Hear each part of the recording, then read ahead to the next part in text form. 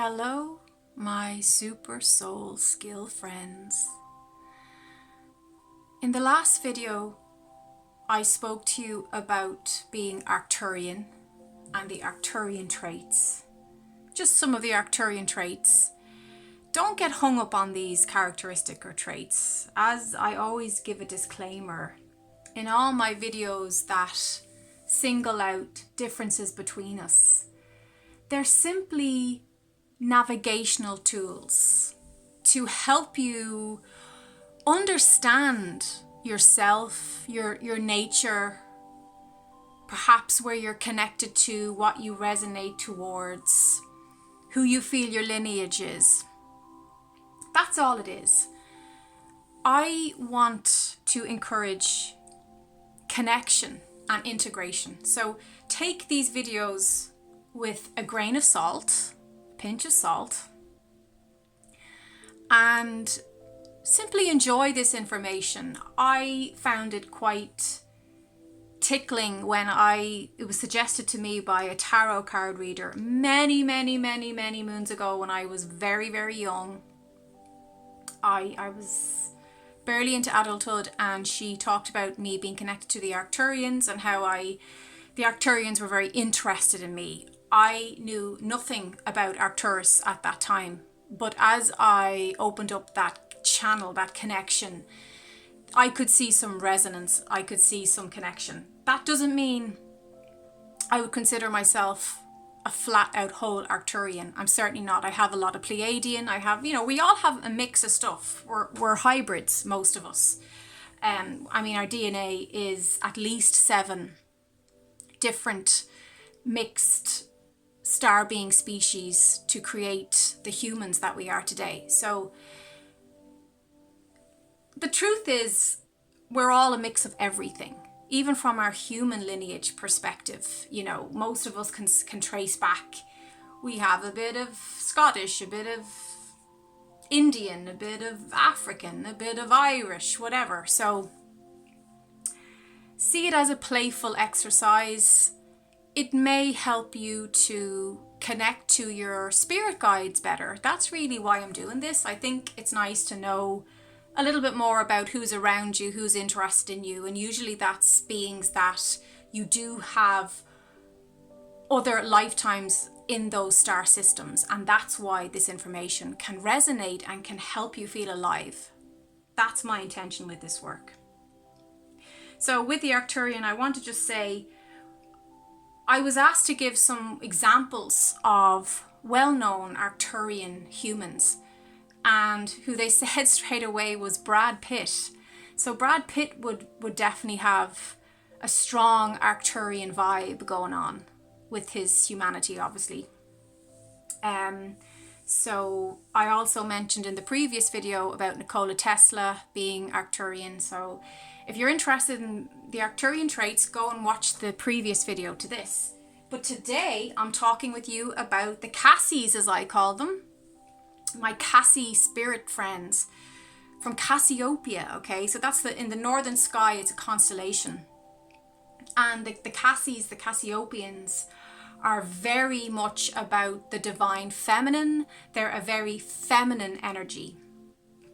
And when I see them, they're very, very tall, really, they can be up to 8 feet tall. They're usually very thin, and they have enormous big wide auras, huge energy fields. They often radiate a lot of golden energy, a lot of white light. They're very translucent. They don't appear solid to me. They appear very, very like light beings. They have a light being vibe, okay? So they also can have a lot of green as well. Their skin can look kind of greenish to me. So that's the way they kind of physically or non-physically represent themselves. They also usually like to wear, they often have garments on that are purple or violet. That kind of rich purple, violet, mauvey kind of vibe. And like I said, really big auras. They're not really visible as in solid form. to the fifth dimensional. To those of us in the 5D, their dimension is way beyond that. So they don't feel the need to be physical because that's not how they express themselves, and that's how they've evolved to be beyond that, okay? They are humanoid, so they do have a human type shape, as in an outline, as I said, not solid as such. They have quite long necks and heads. So yeah, their neck looks way longer than a regular human's, and their heads kind of bobble on top. They also radiate energy out, which looks like rays of energy, or like they had like several arms of energy. So I'm kind of getting the image of those Hindu goddesses that have several arms, but actually with them it's more like an energy. So almost an octopus-like vibe. I would see that they do, I'm getting right now actually that they have connections with octopus. So you might have an octopus connection. You might have octopus as your spirit animal guide. If you do, I would say look into the Cassies, because you probably have a deeper connection with them as well. They love holographic technology. So, you know, when they do appear in inverted commas to us, it's more like they're there as a hologram, because as I said, they're not really physical, they're light beings. They use telepathy, or telepathy is the correct term, really is, but we'll just, for most people, we'll just say telepathy. They don't usually wish to be seen by us, so they can often just go into our consciousness and have a conversation. That's how they show up for me mostly. They'll say, hi, you know, have you considered discussing this or teaching about that? Or if I'm working with a client and they have a clear Cassie connection, they will say, this is one of ours. So I will pass that message on. They travel through the speed of light and through consciousness.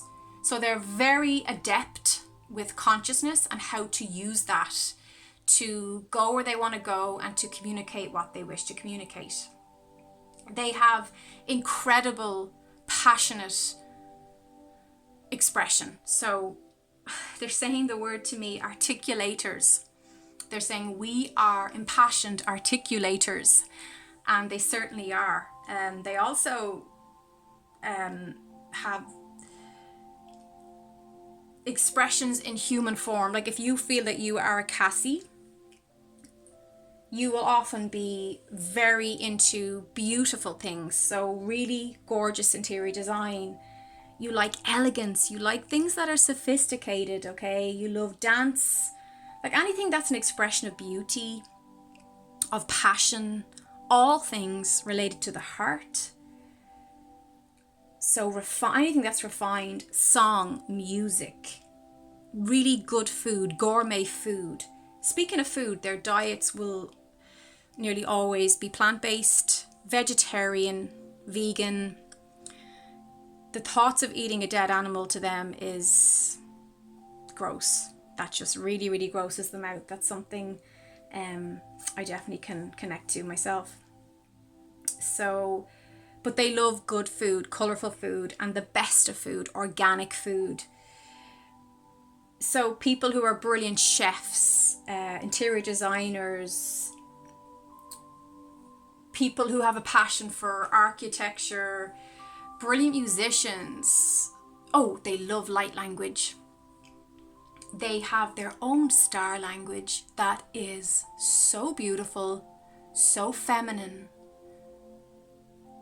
so soft and then powerful, embracing soft and powerful together as the divine feminine does. Even when they express in human form, they'll always have a femininity about how they carry themselves, how they speak. They have a lot of grace. They're gracious beings. So if you are somebody who is very graceful and can connect with these traits, you more than likely have a Cassiopeian lineage, a Cassiopeian connection, and are incarnated in Cassiopeia on other timelines and other lifetimes. Now, they call themselves Avia or Yavia. It's like sometimes I hear it as Avia or Yavia. But they're happy for me to call them the Cassies. I just made up that term myself because it's like a term of endearment, and they're quite happy with that. So they're definitely connected to other star places as well, other races who embrace activism and have a passion for peace and harmony and love, serenity, animal rights. They love equality. They don't like any hierarchical nonsense. A lot of Cassie humans that are into fundraising, peace marches, speaking out against general injustices will have Cassie connections as well. What else can I share with you?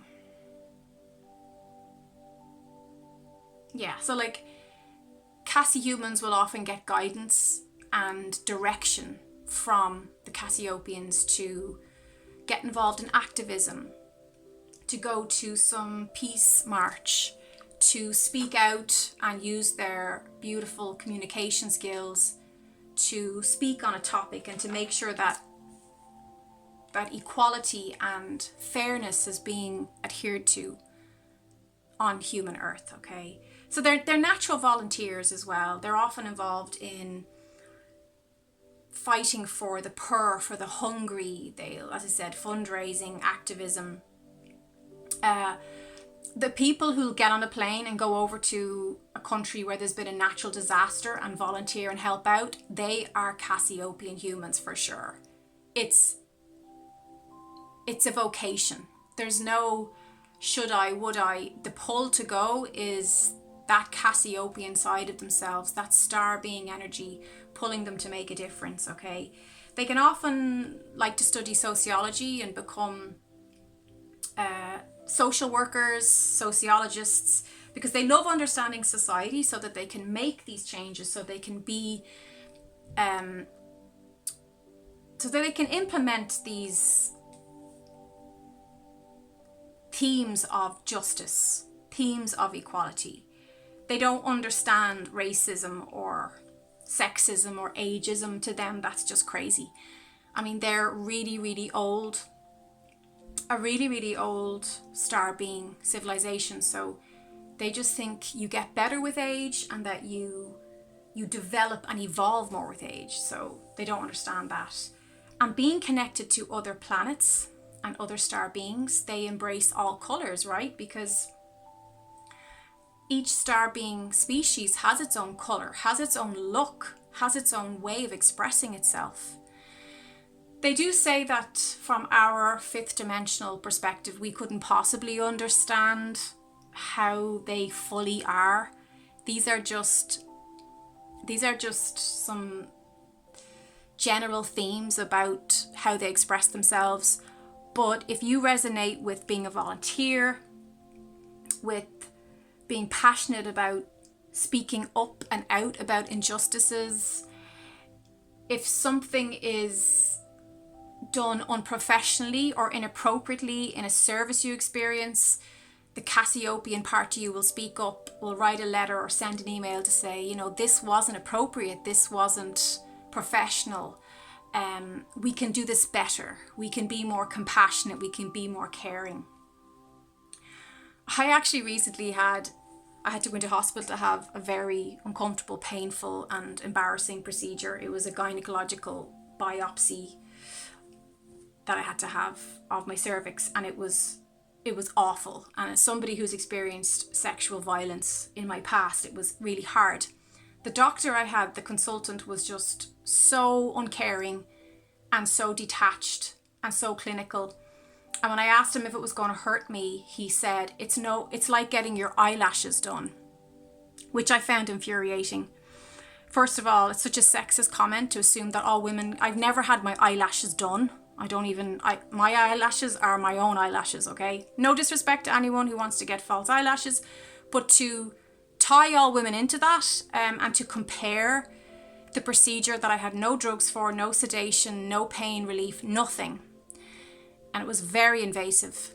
To compare that to a cosmetic treatment or whatever that is was just unprofessional. It was an insult to women everywhere. And that's just the tip of the iceberg. There were several other things that I won't get into that were totally unprofessional, inappropriate, and just generally disrespectful and uncaring, and a lack of compassion, a lack of empathy, very clinical, very cold, very overtly toxically male. Okay, this man had no feminine energy at all. I could see his energy field. His energy field was not balanced. And the way he handled it was plain rude. So I wrote a really good letter, and I've sent it in, and I have got receipt of that letter. Now, those of you who are aware of Ireland's situation, we've had our healthcare system hacked by Russian hackers. So our entire online digital information records has been totally hacked. So I'm not expecting much of a response at this time, because they're up to their eyeballs dealing with that. But the point is, it's good to, and I was quite reluctant. I wrote the letter initially to be cathartic for myself, because I felt angry that I was treated like a slab of meat on the table. And I just thought, no, this has to, if I can write a letter and I can prevent another woman having this experience and being spoken to, down to in that fashion. And as I said, there was many other things that were said that I'm not going to go into, but were totally just wrong, just inappropriate and wrong and disrespectful. I wanted to prevent somebody else from having that experience, and I wanted to shed the light that care should be the first priority when you go to have any procedure done. I don't care what the procedure is. Care and compassion and understanding should be the first foundational layer of interaction. That's how I treat my clients. And I think any sector of society, I don't care if it's medical or complementary, it doesn't matter. We should all respect each other, and we should all talk to each other in a caring, kind manner. So that's all I wanted to achieve. I was not going to post the letter, but the Cassies showed up for me and said, you need to use your voice. This letter is well written, it's articulated from a place of sincerity, and it can only bring positive change. So that's all I wanted to achieve with that. And I did feel relief when I posted the letter. It was like I was able to let it go, and I was able to detach. And it might simply be that man just needs to understand a woman's perspective. Maybe that's all it is. So anyway, yeah, that's how the Cassies can show up in your life. They can help to nudge you when maybe you're afraid to speak up for yourself, or you're afraid to have a voice, to communicate an injustice or something you felt could have been done better. That's the Cassiopeans. So if you're a Cassiopean, I would love to hear from you in the comments below. Let me know if you relate to any of this, or maybe you know some people who are Cassiopeans. Yeah, give this video a like if you are interested in more videos about star being traits. There's so many more. We've got the Pleiadians, we've got the Lyrians, the Orions, the Sirians, it goes on and on. So let me know. Thanks for liking this video and subscribing and sharing. Have a good day.